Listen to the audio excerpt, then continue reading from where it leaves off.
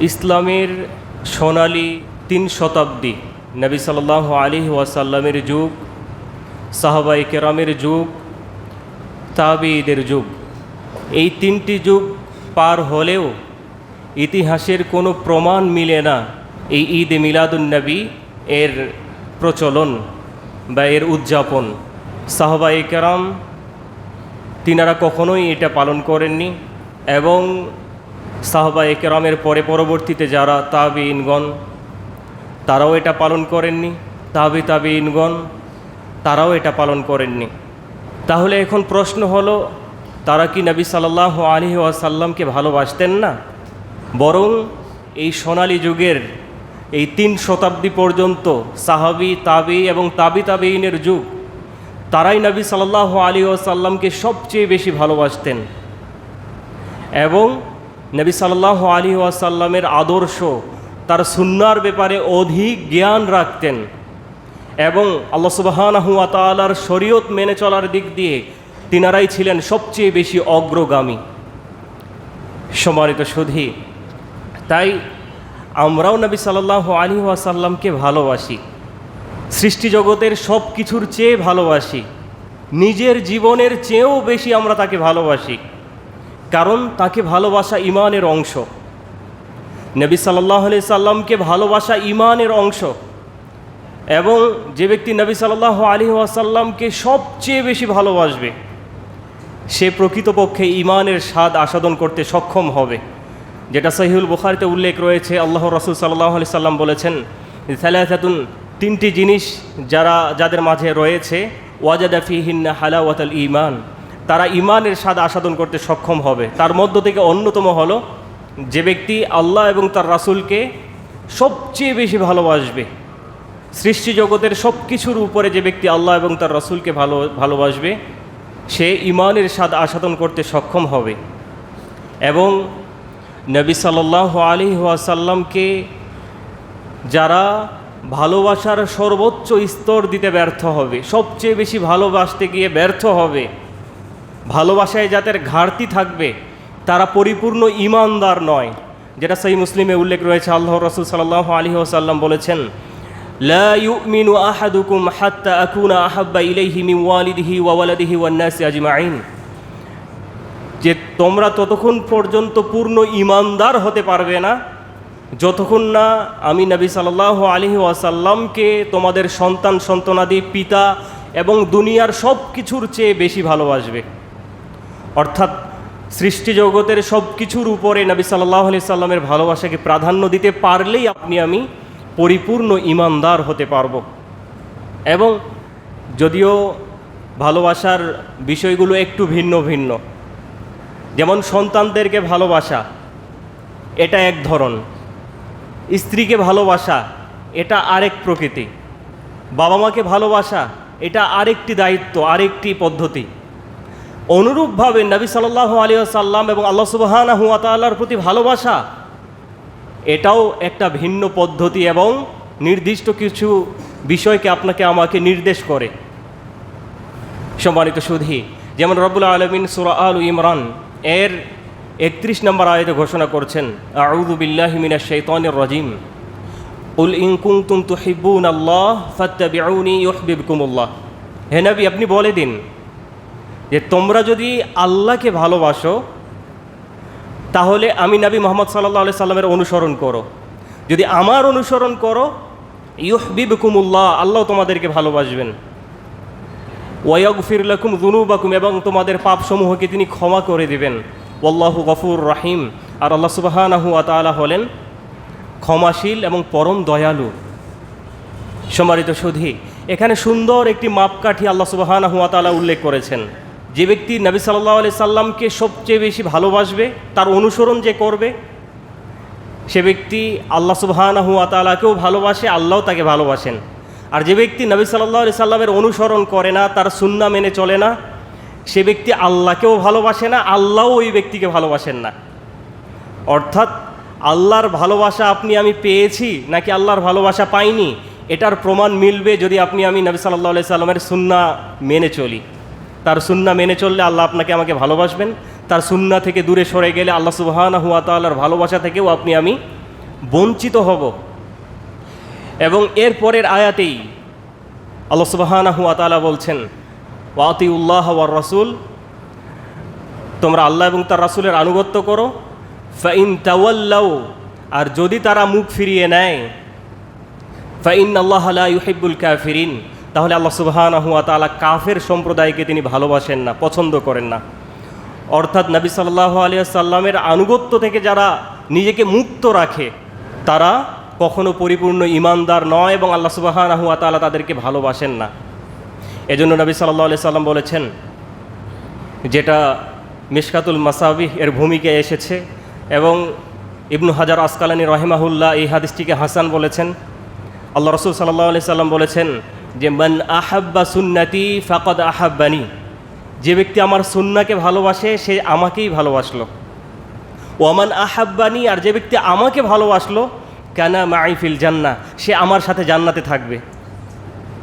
তাহলে নবী সাল্লাল্লাহু আলাইহি সাল্লামের সুন্নাহকে ভালোবাসা, তার সুন্নাহর অনুসরণ করা, তার আনুগত্য করা, এটাই হচ্ছে তার প্রতি ভালোবাসার বহিঃপ্রকাশ।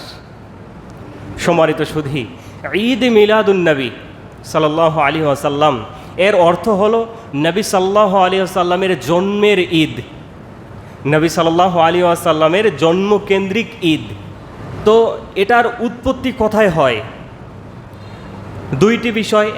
প্রথমত, এটা সেই ইরাকের ইরবিল শহরে, সেখানকার সে সময়কার শাসক যার নাম আবু সাঈদ কুকুবুরি, যখন সে সেখানকার শাসক ছিল তখন সে এটা চালু করে।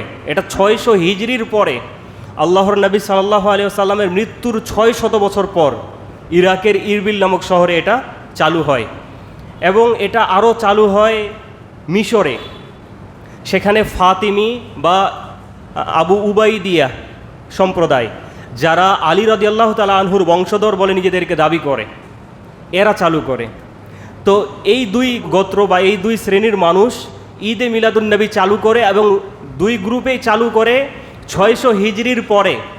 600 হিজরির পূর্বে ঈদে মিলাদুন নবীর অস্তিত্ব এই পৃথিবীতে ছিল না, এর নাম গন্ধও ছিল না।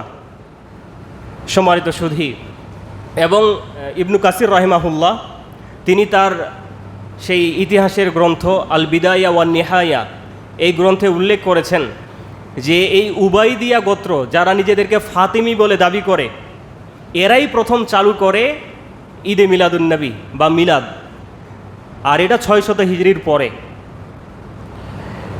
এবং শাইখুল ইসলাম ইবনু তাইমিয়া রাহিমাহুল্লাহকে জিজ্ঞেস করা হলো এই ফাতিমি বা উবাইদি সম্প্রদায় সম্পর্কে। তিনি বললেন, এরা হলো সবচেয়ে নিকৃষ্ট, কাফের, জঘন্য। এরা যদিও দাবি করে যে এরা ফাতিমি, আলী রাদিয়াল্লাহু তাআলা আনহুর বংশধর, কিন্তু এটা মিথ্যা। যারা তাদেরকে তাদের এই পরিচয়, বংশ পরম্পরাকে যারা সত্য মনে করে এবং যারা তাদেরকে ভালো ঈমানদার মনে করে, তারা সঠিক বিষয় থেকে অনেক দূরে। তারা এমন কথা বলে যে বিষয়ে তাদের কোনো জ্ঞান নেই। এই বক্তব্য স্বয়ং শাইখুল ইসলাম ইবনু তাইমিয়া রাহিমাহুল্লাহর।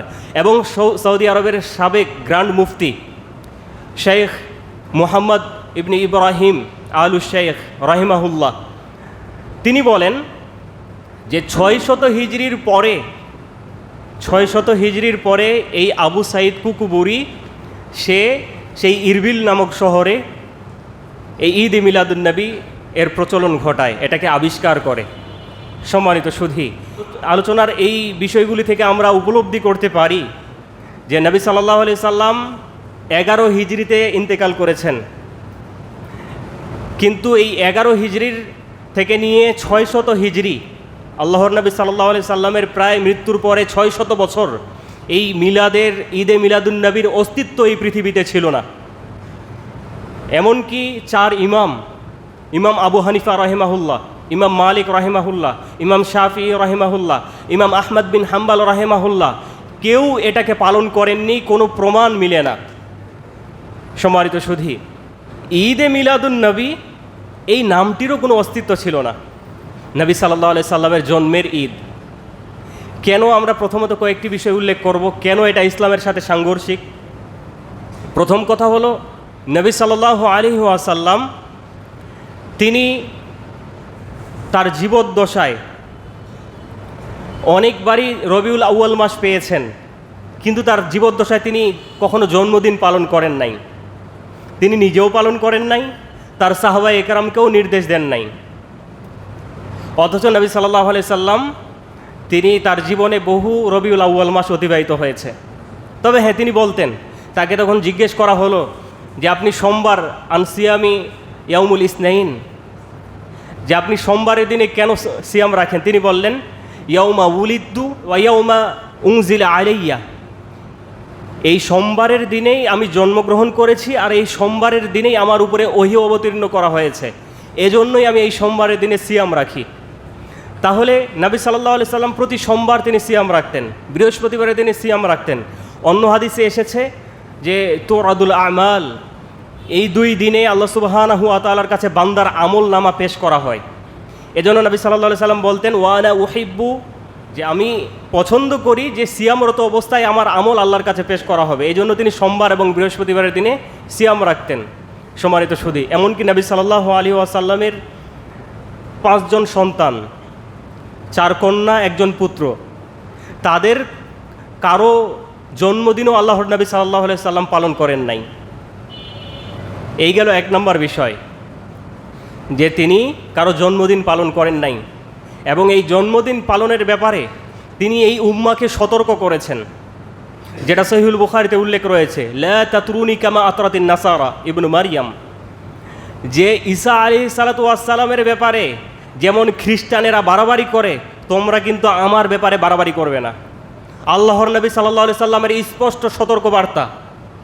কারণ ঈসা মাসিহ আলাইহিস সালাম, তার জন্মদিন খ্রিস্টানেরা পালন করে 25শে ডিসেম্বর। যদিও 25শে ডিসেম্বর ঈসা আলাইহিস সালাতু ওয়াস সালাম যিশু খ্রিস্ট তিনি জন্মগ্রহণ করেছেন এই মর্মে কোনো প্রমাণ নেই, কোনো নির্ভরযোগ্য প্রমাণ নেই, কিন্তু তারা এই দিবস পালন করে, যেটাকে বড়দিন আমরা বড়দিন বলি, ক্রিসমাস বলা হয়। তো এটা হচ্ছে সেই ইয়াহুদি খ্রিস্টানদের বৈশিষ্ট্য, যে তারা জন্মদিন পালন করে, বাড়াবাড়ি করে তাদের নবীর ব্যাপারে। কিন্তু আমাদের নবী তো আমাদেরকে সতর্ক করেছেন আমরা যেন আমাদের নবীর ব্যাপারে বাড়াবাড়ি না করি। এজন্য আমাদের নবী সাল্লাল্লাহু আলাইহি সাল্লাম বলেছেন, আমরা যে ইয়াহুদি খ্রিস্টানদের অনুসরণ করব, এ ব্যাপারে আমাদের নবী 1400 বছর পূর্বেই বলে গেছেন, যেটা সহিহুল বুখারী এবং সহিহ মুসলিমে উল্লেখ রয়েছে, লাতাতবাউন্না সানানা মান কানা ক্বাবলাকুম শিবরান বিশিবরিন ওয়া জিরাআন বিজিরাইন হাত্তা লাউ দাখালু যুহরা দাব্বিন লা দাখালতুমুহু, যে অবশ্যই তোমরা তোমাদের পূর্ববর্তীদের অনুসরণ করবে বিগতে গজে গজে। তারা যদি গুই সাপের গর্তে ঢুকে, তোমরাও সেখানে ঢুকবে। সাহাবায়ে ইকরাম জিজ্ঞেস করলেন, আল ইয়াহুদ ওয়ান নাসারা, আল্লাহ রাসূল আপনি কি ইয়াহুদি খ্রিস্টানদের কথা বলছেন? আল্লাহ রাসূল বললেন, তারা ছাড়া আর কার কথা বলবো? ফামান, তাহলে ইয়াহুদি খ্রিস্টানদের বর্তমান মুসলিমেরা অনুসরণ করবে। কিছু মুসলিম, নামধারী মুসলিম, লেবাসধারী মুসলিম, এটা আল্লাহর নবী সাল্লাল্লাহু আলাইহি সাল্লাম আজ থেকে 1400 বছর পূর্বে বলে গেছেন, যার বাস্তবতা দেখতে পাচ্ছি। আমরা অনেকে বলি যে যিশু খ্রিস্টের সেই ঈসা আলাইহিস সালাতু ওয়াস সালামের জন্মদিনে, বড়দিনে 25শে ডিসেম্বর যদি ছুটি পালন করা যায়, আমাদের নবীর জন্মদিবসে ছুটি কেন হবে না? এ ধরনের কথাবার্তাও সমাজে হয়। সম্মানিত সুধী, এটা চলবে না, কারণ তাহলে তো ইয়াহুদি খ্রিস্টানদের অনুসরণ হয়ে গেল। 2 নম্বর বিষয়, আল্লাহর নবী সাল্লাল্লাহু আলাইহি সাল্লাম মদিনায় গেলেন, যেটা সুনান আবি দাউদে উল্লেখ রয়েছে, যে কাদিমান নবী সাল্লাল্লাহু আলাইহি সাল্লাম আল মদিনা, তিনি মদিনায় গেলেন এবং দেখলেন যে তারা, আল্লাহ রাসূল জিজ্ঞেস করলেন, মা হাযানিল ইয়াওমান, যে এই দুইটি কিসের দিন? তারা ওই দিনে 2 দিনে খেলাধুলা করত। তারা বলল, কুন্না নালআবু ফীহিমা ফিল জাহিলিয়া, আমরা জাহিলি যুগে, ইসলামের পূর্ব যুগে এই 2 দিনে আমরা খেলাধুলা করতাম। আল্লাহর নবী সাল্লাল্লাহু আলাইহি সাল্লাম সেই মদিনাবাসীকে বললেন, ইন্নাল্লাহ ক্বাদ আবদালাকুম বিহিমা খায়রাম মিনহুমা ঈদুল আযহা ওয়া ঈদুল ফিতর, আল্লাহ রাব্বুল আলামিন তোমাদের এই 2 খেলার দিবসের পরিবর্তে উত্তম 2টি দিবস দিয়েছেন, একটি হলো ঈদুল ফিতর আর একটি হলো ঈদুল আযহা। তাহলে পৃথিবীতে যত আনন্দ উৎসবের দিন থাকুক না কেন, এগুলো সব বাতিল। কেবল 2টি দিবসে মুসলিমেরা আনন্দ উল্লাস করবে, ঈদ উদযাপন করবে, সেই 2টি হচ্ছে ঈদুল ফিতর আর ঈদুল আযহা। তাহলে ঈদে মিলাদুন্নবী কই পেলাম? আবার বলি, সকল ঈদের সেরা ঈদ ঈদে মিলাদুন্নবী, লা হাওলা ওয়ালা কুওয়াতা ইল্লা বিল্লাহ। ঈদুল ফিতরে কিভাবে উদযাপন করব? উত্তম পোশাক পরে, গোসল করে, কিছু খেয়ে ঈদগাহে যাব, এরপরে সেখানে সালাত আদায় করব, খুতবা শ্রবণ করব, কুশল বিনিময় করব। অনুরূপভাবে ঈদুল আজহায় কী করব? কিছু না খেয়ে ঈদগাহে যাব, সেখানে সালাত আদায় করব, খুতবা শ্রবণ করব, কুশল বিনিময় করব, বাসায় এসে যাদের সামর্থ্য আছে কুরবানি করব। এরপরে কুরবানির পশু দিয়ে প্রথম নাস্তা করার চেষ্টা করব। যারা কুরবানি করব না তারাও যে কোনো কিছু খেয়ে সকালের নাস্তা করব। এই যে দুই ঈদের পদ্ধতিগুলো আল্লাহ রাসূল দিয়ে দিয়েছেন, এখন বলেন তাহলে ঈদে মিলাদুন্নবী কিভাবে শুরু করব আর কিভাবে শেষ করব? যারা ঈদে মিলাদুন্নবীর আমরা পালন করি, এটা কিভাবে শুরু করব, কিভাবে উদযাপন করব আর কিভাবে শেষ করব?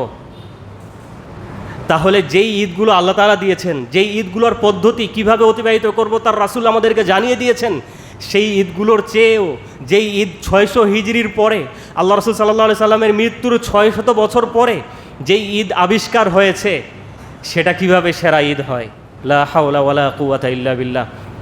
সম্মানিত সুধী, 3 নম্বর, নবী সাল্লাল্লাহু আলাইহি ওয়াসাল্লাম তিনি 12 রবিউল আউয়াল জীবনের শেষ নিঃশ্বাস ত্যাগ করেছেন। এ ব্যাপারে ঐক্যমত রয়েছে।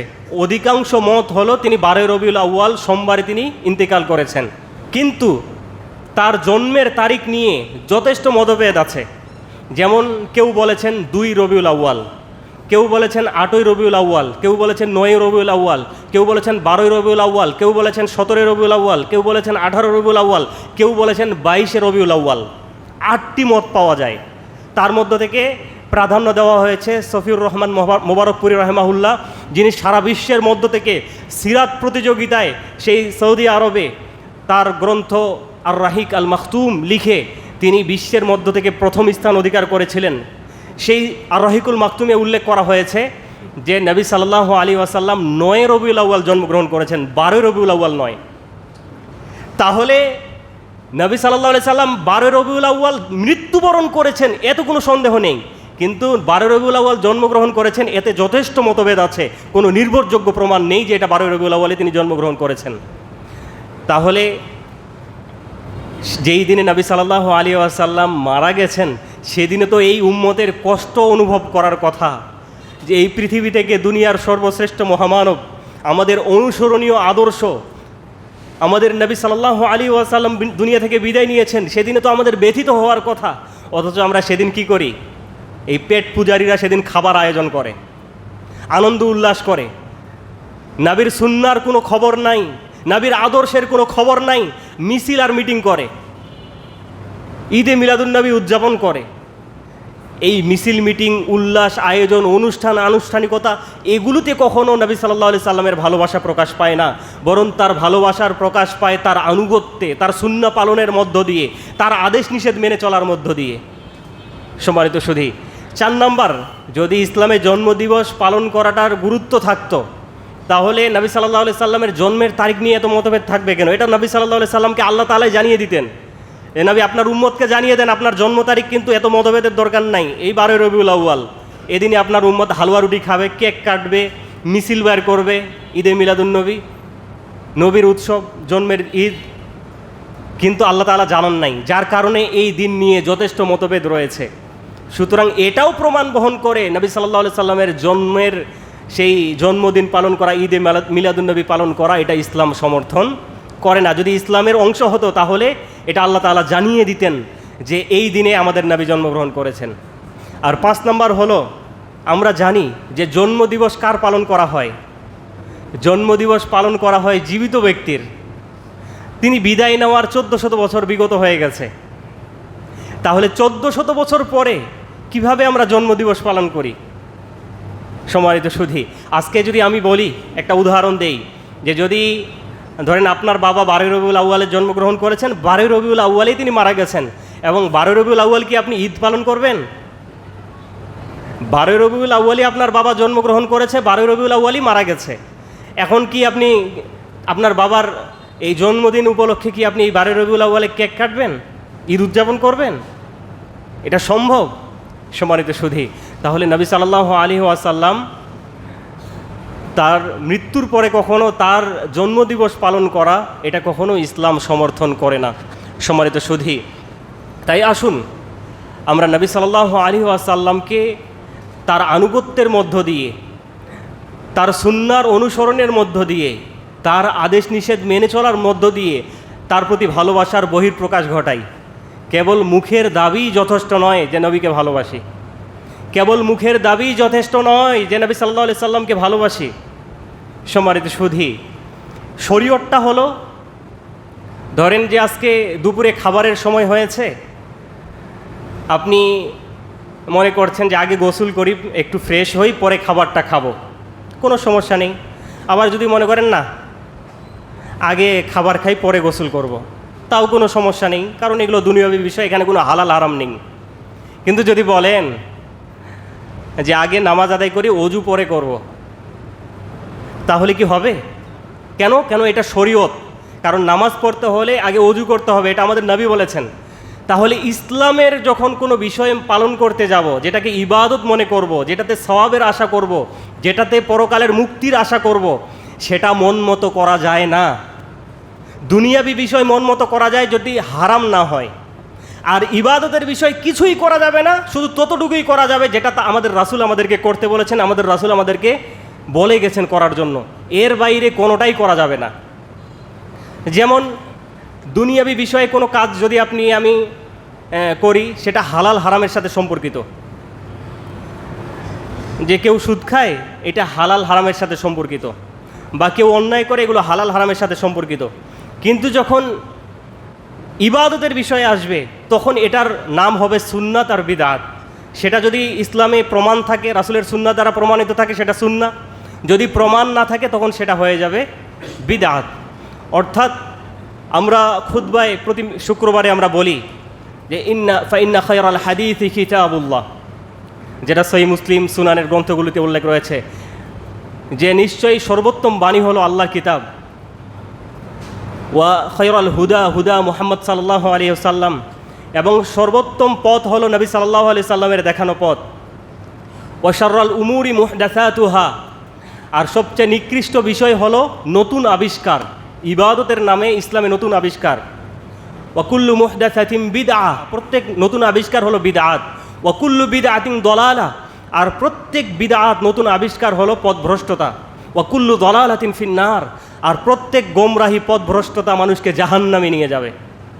আমরা তো আজকে প্রকার করি যে বিদআতে সাইয়্যা আর বিদআতে হাসানা, ভালো বিদআত আর খারাপ বিদআত। কিন্তু আল্লাহর রাসূল সাল্লাল্লাহু আলাইহি সাল্লাম বিদআতের কোনো প্রকার করেন নাই। তিনি সরাসরি বলেছেন কুল্লু বিদআতিন দলালা, প্রত্যেক নতুন আবিষ্কারই হচ্ছে পথভ্রষ্টতা। এখানে ভালো আর মন্দ নেই। এখন বলবেন হুজুর মাইক দিয়ে বক্তব্য দিচ্ছেন, টাইলস লাগানো মসজিদে সালাত আদায় করছি, ফ্যান চলছে, এগুলো তো আল্লাহ রাসূলের যুগে ছিল না, তাহলে এগুলোকে বিদআত না?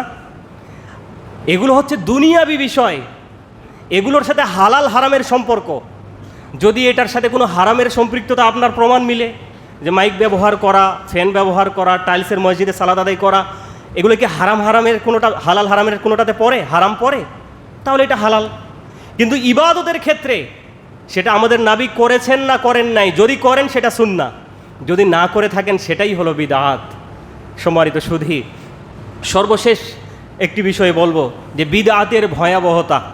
যারা বিদআত করে, যারা ইসলামের নামে নতুন আবিষ্কার করে ইবাদত মনে করে, যারা এগুলো পালন করে চলে, তাদের প্রথম শাস্তি আল্লাহ রাসূল সাল্লাল্লাহু আলাইহি সাল্লাম বলেছেন, যেটা সহিহুল বুখারীতে উল্লেখ রয়েছে, মান আহদাসা হাদাসান আও আওয়া মুহদিসান ফাআলাইহি লানাতুল্লাহ ওয়াল মালাইকা ওয়ান নাসি আজমাইন।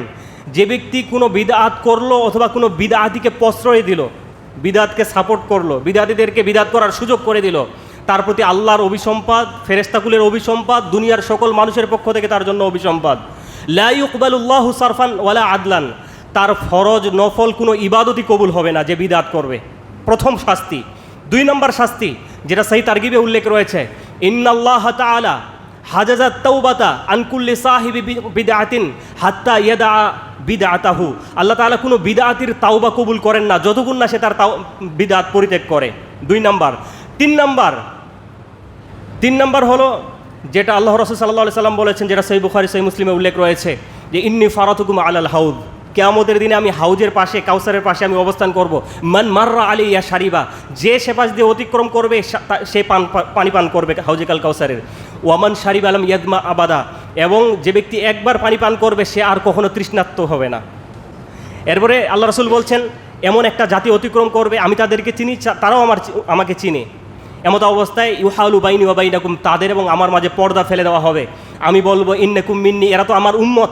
আল্লাহ রাসূলকে বলা হবে ইন্নাকা লা তাদরি মা আহদাসু বা'দাক, আপনি জানেন না আপনার মৃত্যুর পরে এরা ইসলামের নামে নতুন নতুন ইবাদত বানিয়ে চালু করে তারা পালন করেছে। তখন আল্লাহ রাসূল বলবেন সুহকান সুহকান লিমান গায়্যারা বাদি, দূর হও যারা আমার পরে ধর্মে নতুন নতুন আবিষ্কার করেছ। এবং আর অন্যতম হচ্ছে যে কুল্লু বিদাতিন দলালা ওয়া কুল্লু দলালাতিন ফিন্নার, যারাই বিদাত করবে এই বিদাতির শেষ ফল তাদেরকে জাহান্নামে যেতে হবে। আল্লাহ তাআলা আমাদের সকলকেই এই উম্মাকে বিদআত থেকে হেফাজত করুন এবং আমরা যেন সুন্নাহর আলোকে নবী সাল্লাল্লাহু আলাইহি সাল্লামের নির্দেশিত পন্থায়, তার দেখানো তরিকায়, তার দেখানো রাস্তায় প্রতিটি ইবাদত সম্পাদন করতে পারি। আল্লাহ তাআলা আমাদের সকলকে সেই তৌফিক দান করুন। আল্লাহুম্মা আমিন। আকুল কাউলি হাদা আস্তাগফিরুল্লাহ লি ওয়া লাকুম ওয়া লিসাইরিল মুসলিমিন। সম্মানিত সুধী, আজকের এই সংক্ষিপ্ত জুমার খুতবার আলোচ্য বিষয় ছিল ঈদে মিলাদুন নবী, নবী সাল্লাল্লাহু আলাইহি সাল্লামের জন্মের ঈদ। মূলত এই নামের অস্তিত্বই ইসলামে নেই এবং এটা চালু হয়েছে 600 হিজরির পরে সেই ইরাকের ইরবিল নামক শহরে এবং মিশরে ফাতিমি বংশের মধ্যে, যারা ফাতিমি বলে দাবি করে, বনু উবাইদিয়া। তো এগুলো ইসলামের অংশ নয় এবং যারা ইসলাম মনে করে এমন কাজ করে যেগুলো আল্লাহর রাসূল করতে বলেন নাই। আল্লাহ রাসূল বলেছেন মান আমিলা আমালান লাইসা আলাইহি আমরুনা ফাহুয়া রাদ, যে ব্যক্তি এমন আমল করে যেই আমলের ব্যাপারে আমার কোনো নির্দেশনা নেই সেটা বাতিল বলে গণ্য হবে। কিয়ামতের দিনে আল্লাহ তাআলা সেটা কবুল করবেন না এবং এর জন্য তাদেরকে শাস্তির সম্মুখীন হতে হবে। সুতরাং আমরা ইবাদতের নামে নতুন আবিষ্কার থেকে বিরত থাকব। এই সমস্ত বিদআত থেকে আমরা পারতপক্ষে নিজের পরিবারকে বিরত রাখার চেষ্টা করব। আল্লাহ তাআলা আমাদের সকলকেই নবী সাল্লাল্লাহু আলাইহি সাল্লামের সুন্নাহর আলোকে জীবন পরিচালনা করার তৌফিক দান করুন। তার আনুগত্য, তার অনুসরণে যেন জীবনের প্রতিটি ইবাদত সম্পাদন করতে পারি। আল্লাহ তাআলা আমাদের সকলকে সেই তৌফিক দান করুন। আল্লাহুম্মা আমিন। ইন্নাল্লাহা ওয়া মালাইকাতাহু ইউসাল্লুনা আলান নবী ইয়া আইয়ুহাল্লাযীনা আমানু সাল্লু আলাইহি ওয়া সাল্লিমু তাসলিমা। আল্লাহুম্মা সাল্লি আলা মুহাম্মাদিন ওয়া আলা আলি মুহাম্মাদ كما صليت على إبراهيم وعلى آل إبراهيم إنك حميد مجيد. اللهم بارك على محمد وعلى آل محمد كما باركت على إبراهيم وعلى آل إبراهيم إنك حميد مجيد.